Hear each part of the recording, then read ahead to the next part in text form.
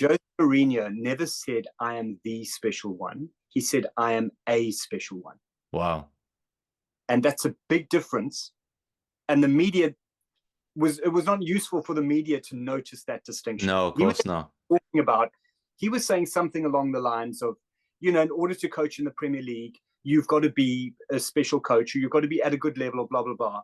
And he said, there are special coaches out there, and I'm a special one. Right. So it wasn't nearly as arrogant as it sounded when they all called him the special one. Now, I'm not sure if he ever actually corrected reporters on that. Maybe he quite liked the sound of it afterwards. I don't know. So to come back to this notion of ego. So first of all, I'm a psychologist, and I've been a psychologist for I don't even know, 20 some, whatever, long time. I don't really know what ego is, to be quite honest. People talk about it a lot, and as you've pointed out, I've used the term myself, but when I use it, I just kind of hope people sort of know what I mean, because I don't really know what ego is. I don't have a definition of it. And certainly in the way that it gets used in modern society, where it gets used quite freely, I think if you were to ask people for a definition, you're not really going to get a satisfactory one. If I was to try and define it, I would say it might have something to do with an estimation of your ability, and it might have something to do with an estimation of your status.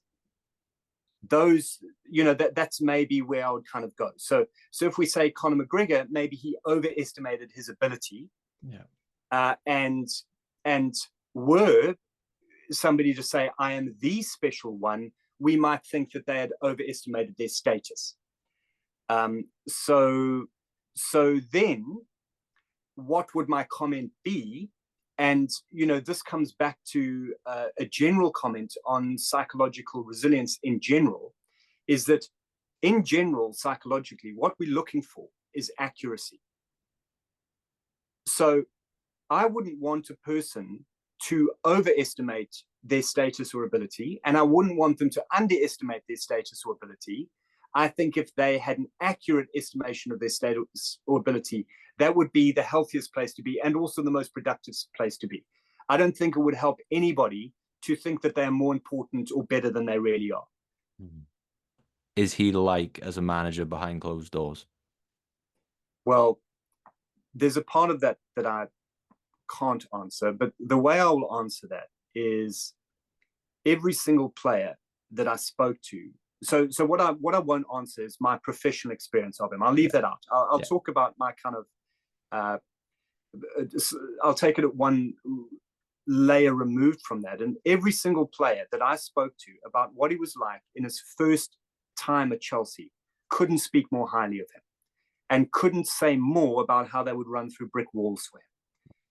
So, every single one backed up that they thought he was fantastic, and they responded to him as a human being. They respected how innovative he was, and what he brought to the Premier League and what he brought to the game.